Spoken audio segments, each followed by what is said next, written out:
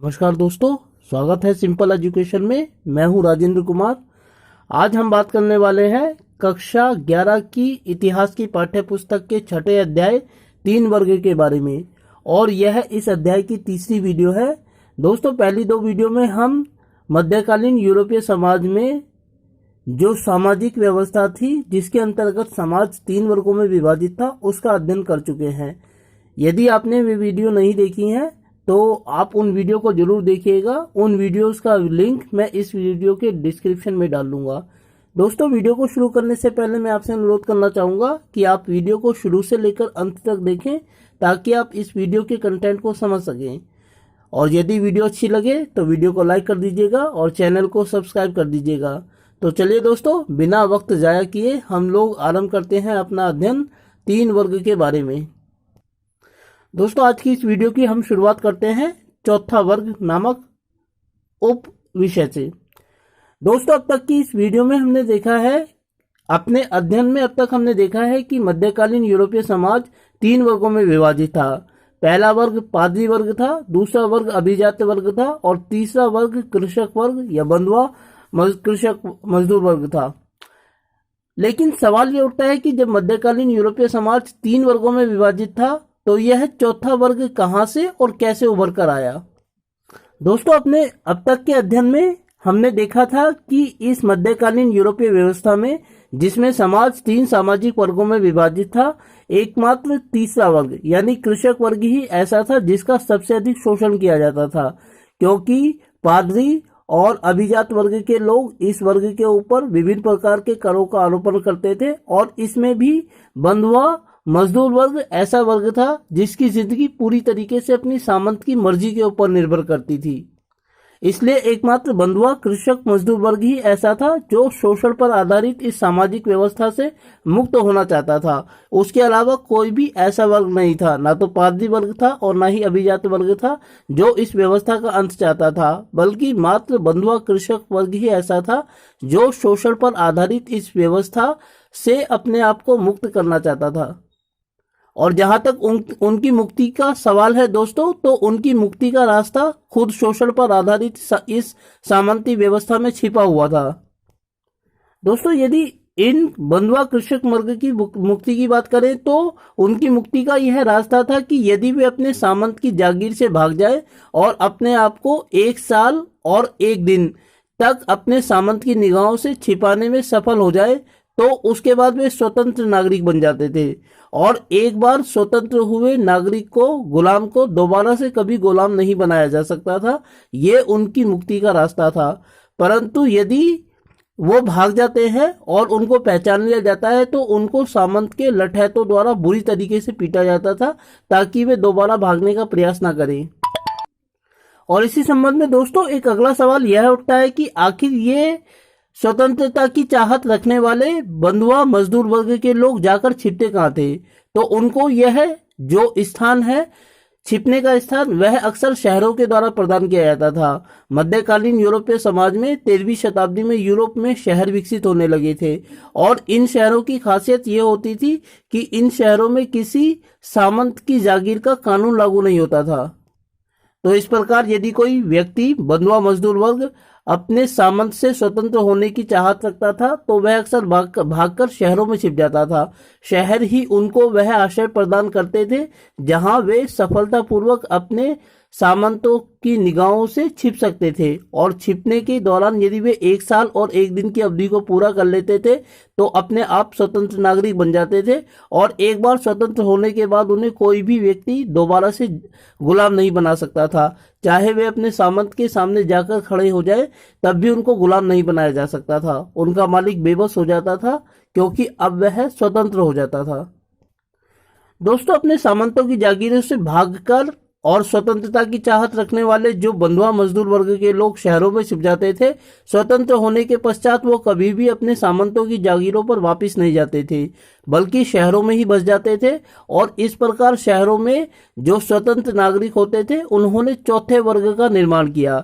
इस प्रकार इस अध्याय में, जिसमें हमने अब तक सिर्फ 3 वर्गों का अध्ययन किया है, वहीं मध्यकालीन यूरोपीय समाज में चौथे वर्ग का भी अभ्युदय हुआ। और यह वर्ग वह था जो सामंती बंधनों से अपने आप को मुक्त करके शहरों में बस गया था। अब क्योंकि दोस्तों यह चौथा वर्ग जो शहरों में बसा था और सामंती बंधनों को तोड़कर उभर कर आया था, इसीलिए इसको अपनी आजीविका के नए स्रोत तलाशने थे।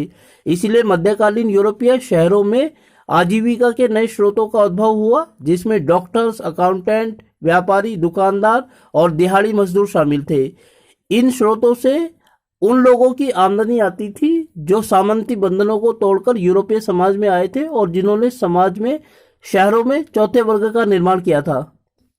मध्यकालीन यूरोपीय समाज में जो शहर उभर कर आ रहे थे, उनमें बड़े शहरों की जनसंख्या 30,000 तक हो सकती थी, जबकि छोटे शहरों की जनसंख्या 10,000 तक भी थी।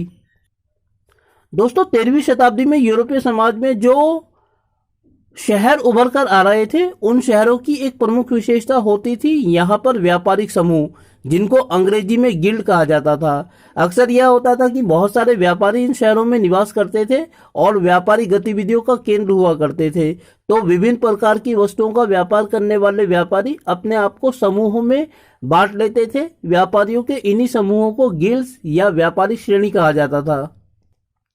इन व्यापारिक श्रेणियों के अपने अपने सभागार भी हुआ करते थे, जिनको इंग्लिश में ऑडिटोरियम कहा जाता था।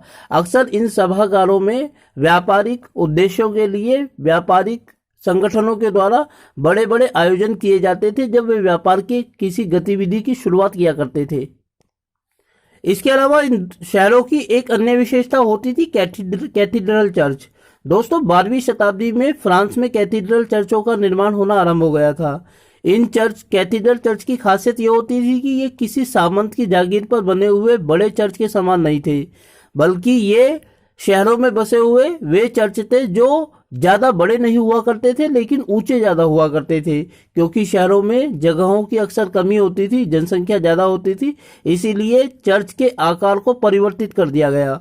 वो बड़े बनाने की अपेक्षा ऊंचे बनाए जाने लगे और ये लोगों के विभिन्न प्रकार के दान से बनाए जाते थे। व्यापारी लोग इनको बनाने के लिए आर्थिक अनुदान दिया करते थे, जबकि दूसरे लोग अपनी श्रम सेवा के माध्यम से इनको बनाने में योगदान दिया करते थे।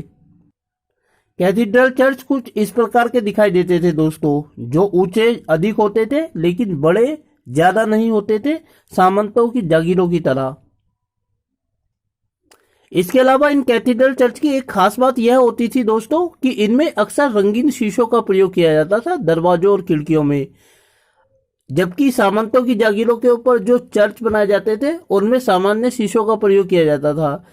जबकि कैथीड्रल चर्च जो होते थे उनकी दरवाजों और खिड़कियों में रंगीन शीशों का प्रयोग किया जाता था और इन रंगीन शीशों पर अक्सर बाइबल की कथाओं को चित्रित किया जाता था। दिन के समय जब सूरज की धूप इन शीशों से होकर चर्च में अंदर की तरफ आती थी, तो अंदर चर्च के अंदर वो रंगीन माहौल बना देते थे। जबकि जब शाम हो जाती थी तो शाम को चर्च के अंदर जो मोमबत्तियां जलाई जाती थी, लाइटिंग की जाती थी, उसकी वजह से जो चर्च के शीशे होते थे वो रंगीन कथाओं से जगमग हो जाते थे। इस प्रकार चर्च के अंदर और चर्च के बाहर का माहौल लोगों के लिए बड़ा ही खुशनुमा हो जाता था और अक्सर शहर में बसने वाले लोगों के लिए कैथीड्रल चर्च के ये शीशे आकर्षक का केंद्र हुआ करते थे। दोस्तों होने लगा और लोग बड़ी मात्रा में अनाज का उत्पादन करने लगे, लेकिन गहन खेती की वजह से जो कृषि भूमि की उत्पादकता थी वह खत्म हो गई थी। संकट है वह हम मुद्रा के रूप में देखते हैं। स्पेन और पुर्तगाल जैसे जो पुराने औपनिवेशिक ताकतें थी, उनकी खानों में चांदी की कमी होने लगी, इसीलिए मुद्रा का जो रूप था उसमें चांदी की मात्रा को कम करके सामान्य धातुओं का प्रयोग उसमें बढ़ा दिया गया। जबकि तीसरा संकट हम प्लेग की महामारी के रूप में देखते हैं, क्योंकि 13वीं शताब्दी में यूरोपीय समाज में व्यापार बड़े पैमाने पर होने लगा था और व्यापारी अंतर्राष्ट्रीय स्तर पर व्यापार करने लगे थे। दूसरे महाद्वीपों से व्यापारिक जहाज यूरोप के तटों पर आने लगे थे। इसकी वजह से जहाजों के साथ बड़ी मात्रा में चूहे यूरोप के समाज में आने लगे और इन चूहों के कारण यूरोपीय समाज में एक महामारी का आगमन हुआ। इस महामारी को प्लेग की महामारी कहा जाता है। दोस्तों 1347 से लेकर 1351 के बीच यूरोपीय शहरों में बड़ी मात्रा में प्लेग की महामारी की वजह से लोगों की मौत हुई। इस महामारी को प्लेग की महामारी कहा जाता है और अंग्रेजी में इसको ब्लैक डेथ के नाम से जाना जाता है। इसके बारे में विस्तार से अध्ययन हम अगले वीडियो में करेंगे। फिलहाल सिर्फ यह जान लेना युक्ति संगत होगा कि 14वीं शताब्दी का समय यूरोपीय अर्थव्यवस्था के लिए बड़ा ही संकट का समय था। तो दोस्तों, 3 वर्ग से संबंधित यह थी हमारी तीसरी वीडियो, जिसमें हमने चौथे वर्ग का और मध्यकालीन यूरोपीय समाज के शहरों का अध्ययन किया। मैं उम्मीद करता हूं कि आपको यह वीडियो अच्छी लगी होगी और साथ ही आपसे अनुरोध करता हूं कि यदि वीडियो अच्छी लगी तो वीडियो को लाइक करें और चैनल को सब्सक्राइब करें और ऐसी ही वीडियोस के लिए बने रहें मेरे साथ मेरे यूट्यूब चैनल सिंपल एजुकेशन पर। वीडियो को देखने के लिए आपका बहुत बहुत धन्यवाद दोस्तों।